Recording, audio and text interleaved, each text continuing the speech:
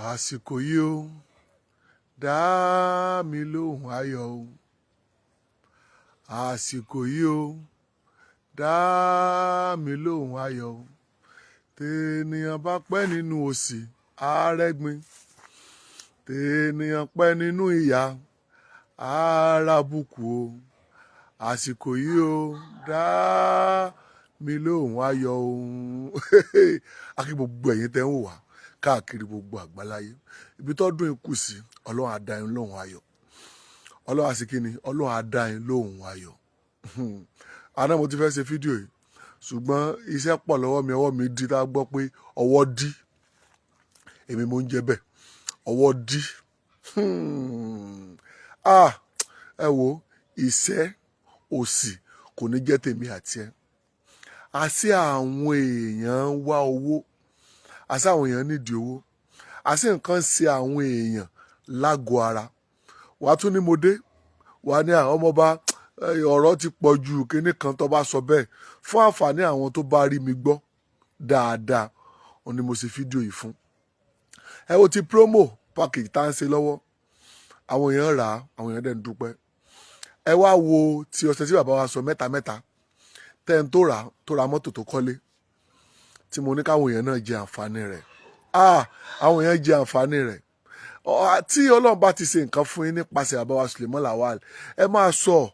ká máa jẹ́ kẹ́lòmíín náà káwọn àwọn tó ń sọ pé na lie ká fi lè rí i pé no be lie pé na true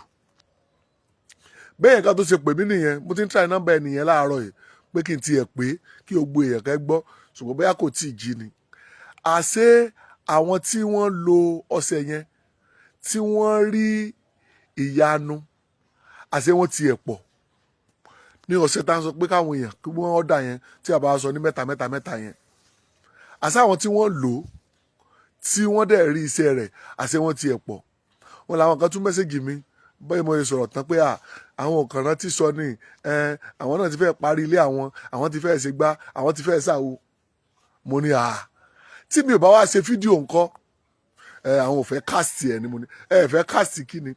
ṣùgbọ́n tó wá wípé nǹkan tẹ ẹ ọ́dà fún pé kò ṣiṣẹ́ ẹ láòdù ẹ o ẹ lọ máa mẹ́sẹ̀gì o fún díẹ̀ yìí ọ̀sẹ̀ tá a wá ń sọ èyí tí àwọn èèyàn rà tí wọ́n ń jẹ́rìí yẹn orí ọ̀ká mẹ́ta orí èrè mẹ́ta tí bàbá wa sọ bíntù ẹ̀ náà mẹ́ta tán láwọn fún yàn pé káwọn tó dé wípé ẹnìyẹn ti kọ́ ló ti ra mọ́tò sọ pé èyí táwọn sọ nìyàwó orí yẹn ṣùgbọ́n tèmi wá fojú ara mi rí tí mo mú wá ń kọ́ ẹ tó kọ́lé tó ra mọ́tò tí mo fi mọ́tò rẹ̀ ran àwọn èèyàn táwọn èèyàn wò ìwọ náà ọ̀dà fún títì ẹ̀ àwọn èèyàn ti ń tú kẹ́tìkẹ́tìkẹ́ ọdún yìí ti fẹ́ ibi tọ́dún ikú sí ìwọ náà ti lè ṣe rere ẹ pé mo máa ń sọ màá níbi tọ́dún ikú sí ìwọ náà ti lè gbó nǹkan re ọ ti lè gbèsè ìwọ tó wá pé ẹ̀ nà láì wọ́n tó kọ́ fẹ́ gbowó lọ́wọ́ wa ni ó di tiẹ̀ ó ṣe kí ni ó di tiẹ̀ ìwọ náà mo sọ pé náà láì ìwọ náà ọ̀dà fún tiẹ̀ 08136123333 mo sọ mo níye tó bá ní jẹ́ kí n mọ̀ èmi ò bá àbá sọ̀rọ̀ yóò tẹ̀ ọ́ lọ́wọ́ 08136123333 àwọn èèyàn tí ń ọ̀dà fún àwọn èèyàn tí ń wá s'Ògbómọ̀ṣọ́ àwọn èèyàn tí ń wá s'Ògbómọ̀ṣọ́ ìwọ tó ń pè mí mo lè ṣépè fún ẹ.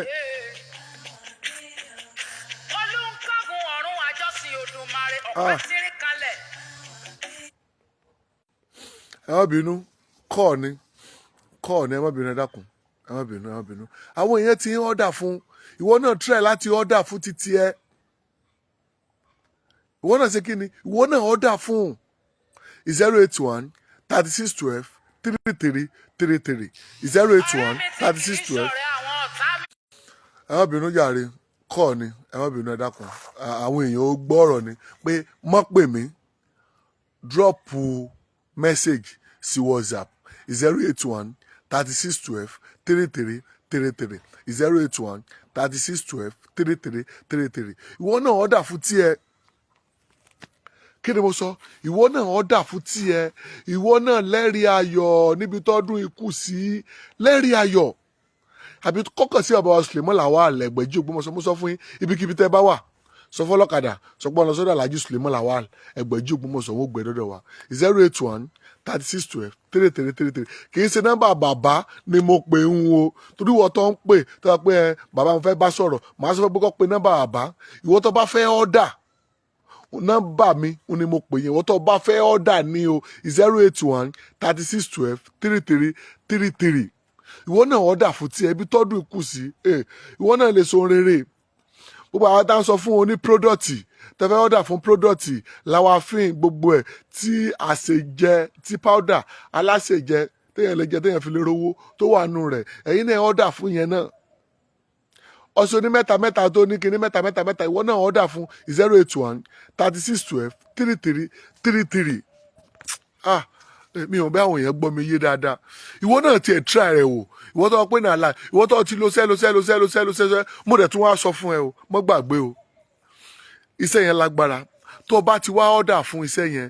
béèrè fún ajẹ́gùn wípé kí wọ́n ta fún ajẹ́gùn wọ́n tí sí ò dáhùn lára rẹ kọ́kọ́ wẹ̀ ẹ́ tó bá kọ́kọ́ wẹ̀ ẹ́ kó mọ̀ náà pé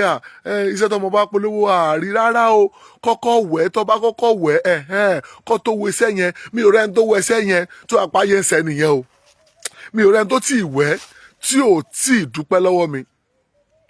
àwọn èèyàn dúpẹ́ lọ́wọ́ mi o nǹkan táwọn èèyàn bá fún mi nísìnyí ní máa sọ mọ́ ṣùgbọ́n ohun táwọn èèyàn bá ń gbèsè màá máa sọ bógo sì ń jẹ tọ̀lọ́ màá ní kẹ́ni yẹn kó snap play rẹ̀ tó bá ti snap play rẹ̀ màá post ẹ̀ kí wọ́n náà fi ṣe kíni kí wọ́n náà fi lè rí ẹ̀rí ni àní máa fi nǹkan pamọ́ nísìn gbogbo àwọn tó bá ti mẹ́rìí wá àkànní máa dárúkọ àwọn yẹn á máa sọ ẹ̀rí wọn ìwọ náà lẹ́rìí bógo sí bí tọ́dún ikú sí wàhálà ìdààmú ò ní jẹ́ tèmi àti ẹ̀wọ́n tó bá share program yìí tó comment mi ò ní dandan ní kó share rẹ̀ ìyẹn ò ní kí ọ̀ṣẹ́ rẹ̀ kò yẹn ò ní kí wàhálà ìdààmú kó jẹ́ tiẹ̀ ṣùgbọ́n mo bẹ̀ ẹ́ bá mi share program yìí bó ṣe ń share program yìí wàhálà ìdààmú kò ní jẹ́ tèmi àti ẹ̀ ibi tó dùn ikú sí ogun ó wọlé kò jáde mọ́ kò ní jẹ́ tèmi àti ẹ̀ ó jáde kò wọlé kò ní jẹ́ tèmi àti ẹ̀ wọn ò ní jẹ́ mi àti ẹ̀ gbé o wọn ò ní jí wa gbé o bó kò sí ń jẹ́ tọ́lọ́ ibi tó dùn ikú sí àwa sọdún ayọ̀ kí ni mo sọ á sọdún ayọ̀ ṣùgbọ́n ìwọ náà tọ́jú ara ẹ̀ ọ̀dà 081 3612 3333 message ní WhatsApp ibikíbi tó bá wà yóò dọ́dún ẹ̀wọ́ ẹ̀ tẹ́ béèrè látàbújá tẹ́ni ẹ̀ ṣé kò lè dá Àbújá àwọn tó wà lóyìnbó gan-an ó ń dọ́dọ̀ wọn ká tó wá sọ pé ẹ̀yin Àbújá ká tó wá pé ẹ̀yin Mínà ẹ̀yin ilẹ̀ Haúsá gbogbo ìlúkìlú tó bá wà ìwọ message ní WhatsApp káwá òbí ó máa tẹ̀ lọ́wọ́ 081 3612 3333 wàhálà ìdààmú kò ní jẹ́ tèmi àti ẹ̀ share program yìí comment nǹkan tí wọn náà mọ̀ nípa ọ̀sẹ̀ yìí ní ti dáadáa kí ni mo sọ comment ní nǹkan tí wọn náà mọ̀ nípa ọ̀sẹ̀ yìí ní ti dáadáa ìwọ tó ti wà lórí bó ẹsẹ̀ ń wo fídíò yìí for the first time lọ máa follow page wa yìí Adùn Àṣà Yorùbá ìgbà ìwáṣẹ̀ bàbá Ẹgbẹ̀jì Ògbómọ̀ṣọ́ Ajé Olókun lọ sórí YouTube channel wa iṣẹ́ àbá kan drop lálẹ́ àná ẹ lọ sórí YouTube channel Adùn Àṣà Yorùbá TV ìwọ náà lọ wo iṣẹ́ yẹn kí ni mo sọ lọ wo iṣẹ́ yẹn yóò dáa fẹ́mi àti ẹ ìwọ náà ọ̀dà 081 3612 3333 àbí kọ́ máa bọ̀ lÓgbómọ̀ṣọ́ tó bá ti dÓgbómọ̀ṣọ́ sọ fún ọlọ́kadà sọ pé ọ̀nà sọ́dọ̀ Alhaji Suleiman Lawal Ẹgbẹ̀jì Ògbómọ̀ṣọ́ ire ni fẹ́mi àti ẹ o.